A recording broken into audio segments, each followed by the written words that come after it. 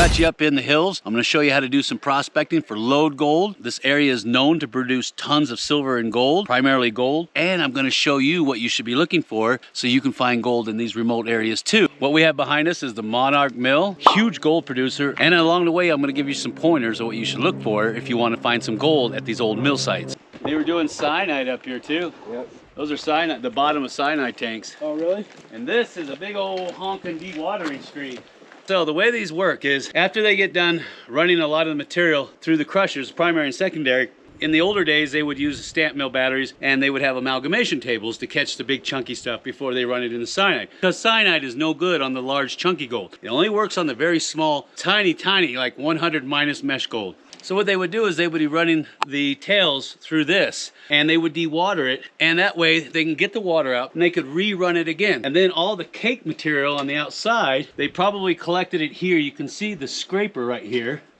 So chances are it's rotating clockwise. It would scrape it off. They would have this mesh here. Then they would pipe that down to the next tank and they would run it again. And they would get every speck of gold. We're gonna go up here and take a look around, and I wanna see if there's any evidence of pieces of gold left, because they didn't get it all. And I'm gonna show you what to look for. Tell them who you are and what this is all about. My name's Danny. We're here at the Monarch Mill site behind Raw Peak, close to the ghost town of Como, Nevada, looking at this oddball operation. Denny's been up here more times than I can count, and he says there used to be sluice riffles in here.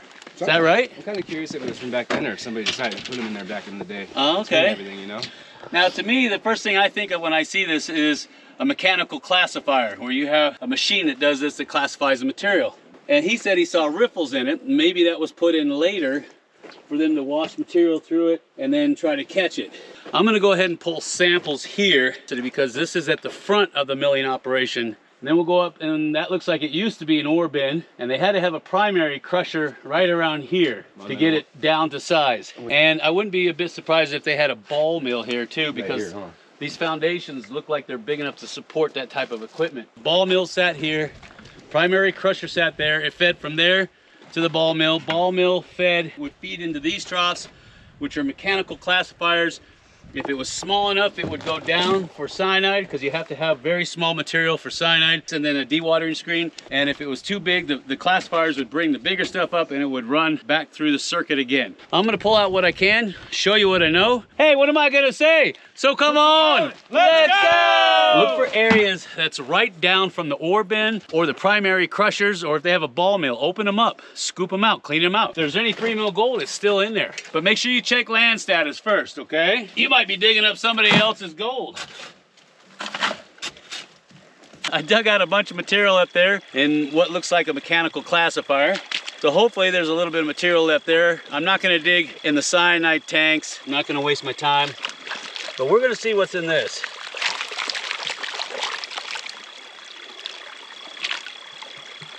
I got a whole 5-gallon bucket, so we can at least see what we got.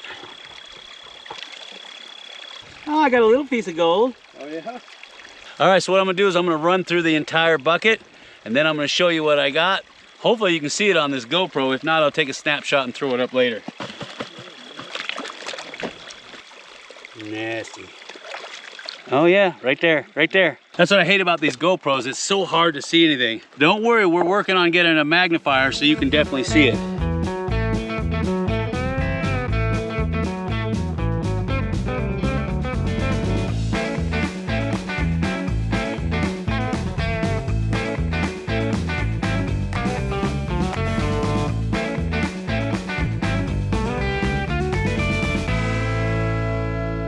All right, I wanted to show you this real quick. I know it doesn't look like much, but this used to be the post office right here. Now, to give you a clue to where I'm at, we're in the little town of Como. That's all I'm gonna tell you. You're gonna have to look it up and do the history yourself. But we're gonna be poking around here, looking around. I'm gonna give you all the geology that I know about this area, and the sulfides and the gold and the free mill. And it's hard to believe that this used to be the post office for the town. Now, some of the locals here said they remember when the walls were all squared off here, and erosion has actually brought all this down, because look at this, they're using mud for cement.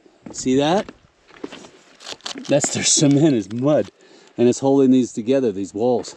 And then of course in the front they're using cement, this type of cement, white cement. But over time, of course, over 100 years, it's going to come apart. Now, there's not much left of the town, and there was a fire that came through here, and obviously you can see where it's wiped everything out. But I still have tons and tons of mine dumps out here, and I got high-grade, low-grade piles everywhere. And of course, trenching from modern mining companies. Now, there is patent land out here, but there's also open BLM. So we're gonna grab some samples. I'm gonna tell you what I know about the geology here, and then we're gonna see if we can find some gold. But I'm not gonna do anything until you smash that like button. Smash it! You can see the sulfides in there. Yeah. And then where they're starting to eat away at the host rock or the gangue material as the water's mixing with it, creating sulfuric acid. That's what that whole pile is right above where you were at, Jenny. These are all sulfides. Bam. Yeah, it might be slag. One way to find out.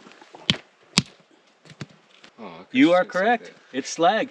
Who said slag? I did. You're right. I got an A. Yay! So they got copper ore out here. You can see the silicates here and a few carbonates. This should be a no-brainer what's behind me. This is the foundations to a stamp mill. Now, stamp mills are always a good sign because a lot of times you'd use stamp mills for free mill. And of course, you'd use amalgamation. You'd have your copper plates on the other end of the stamp batteries. So as the ore comes out and it's crushed, runs across those copper plates that have a whole bunch of mercury on them. And of course, the gold will stick to it. And then later you run it through a shaker table and then cyanide. But we have stamp mill here, mine dump there, and I have a whole bunch of tailings, because remember, mills make tailings, mines make mine dumps. So we're gonna look around to see if there's any piles of high grade just hanging around that never made it through. I'm looking at a lot of the basement rock here, and I've got a lot of andesite. Now what's interesting is this andesite has disseminated sulfides in it. What does that mean? Well, it tells me if I have any hydrothermal activity, it's gonna leach those out of the country rock and redeposit them in any of the fractures, fissures, or faults.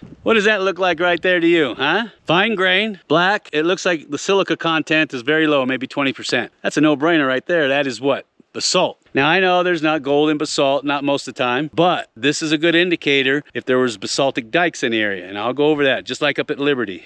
All right, let's get on up the hill, see if we can find some gold. Mine dumps that have sulfides in them, when they've been weathered, they create a hard surface on the outside, and they're extremely slippery, and they're extremely hard to walk on because you can't get a good footing. So keep that in mind if you're walking on mine dumps that have a lot of sulfides in them.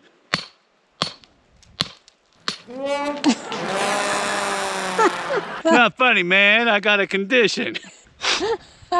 It's not funny. A lot of this gangue material, which is the quartz, the silica, it's got tons and tons of sulfides. It's all disseminated in there. And when you break it open, you can smell it. It's a no-brainer. But gold can be associated with sulfides. Problem is you have to concentrate and roast them to find out. We're looking for free mill. We're not interested in sulfides. And stamp mills are good for free mill gold. And you can see where a lot of the sulfides are weathered. That's why you have all this iron staining here. And because it is oxidized, there could be a chance of free mill gold being in this. And it explains why there's a shaft on the other side of this tree. See this? See where I've got this sinkhole right here? That tells me I'm standing on something, doesn't it? Now I could probably dig that out, but the problem is I've got fractures here. See the fracture ring? It goes all the way up here, comes down here by my feet, up around. So right about here, if I were to put money on it, is a shaft. And I can see the beautiful vein material that they were chasing down. Let's do a rock test, shall we? You were waiting for that to open up, weren't you? I was too. I see a lot of guys put their placer gold in glass vials. That's a big no-no, okay? Put it in plastic. Use an old snuffer bottle and plug the top. Why? Look at that. Somebody had a little vial, that looks like a 1 ounce vial, and it probably had some little pieces of gold in it, and they dropped it and it shattered. So that's why you never use glass vials to put your placer gold in. You got anything worth anything? Oh, that looks chunky monkey right there. Blacks and reds. It looks like it's got a lot of silver in there. I got some oxides right there of iron. That'd actually be worth crushing. I'm gonna have Chris, Spencer, Denny. He's part of the Sutro Tunnel, he's part of the Sutro Tunnel, and he's part of the Sutro Tunnel. I'm gonna leave links down below so you can get a hold of these guys personally. They can take you out in the field if you ask them nicely. And I'll leave a donation bar below so that you can help them get their next series of sets in so they can drive it all the way back to the, I guess to the dam, right? 1,500 feet. Yeah, we'll get to the dam. Yeah. With your help. Exactly, because we can't do it without you guys. You know that. So you know what I'm gonna say, right? Yeah. So come on, Let's go! These are called hand stacks. Oh, and they're all over. I got one there. Look at it, I got hand stacking here. I got hand stacking there. Nice, I got some more hand stacks here. What that tells me is that they went to a lot of work to move all the overburden out of this wash and stack it up onto the sides here of the benches. And the only time you see that is when they're finding gold down on the bedrock. And that's why it's so important that you know how to identify hand stacking, okay? Because it's a good indicator that you're standing on top of some placer gold. Now, yes, I know they got a lot of it, but over 100 years, that gold is washed down time and time again every time the wet season comes. So the gold can be replenished. So what you need to do is make sure you got your crevicing tools, your vac packs, and I'd even bring a metal detector just to check for the larger pieces. So we're gonna pull samples. Oh, this got me really excited seeing this. All right, so I got all the material here.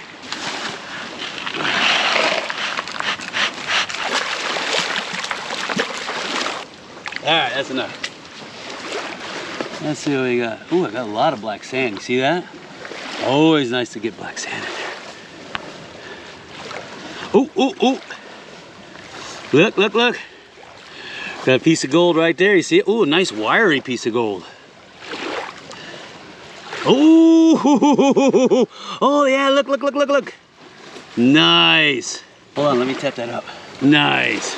There's a wiry piece. There's a whole bunch of fines. There's some big chunky flakes in there all across there. So you know what that means, right? That's right. I'm gonna be going back there real soon and I'm gonna be filing a claim. That's what I want you to do is when you get out to areas like that, evidence of other placer working, I want you to get out there and I want you to start sampling, okay? But check your land status first. It's very important. Always note what you find. Make sure you log it down and you keep track because I've seen so many people, and myself included, will find gold. It'll come from a bucket. We can't remember where it came from and we just basically lost our mother lode.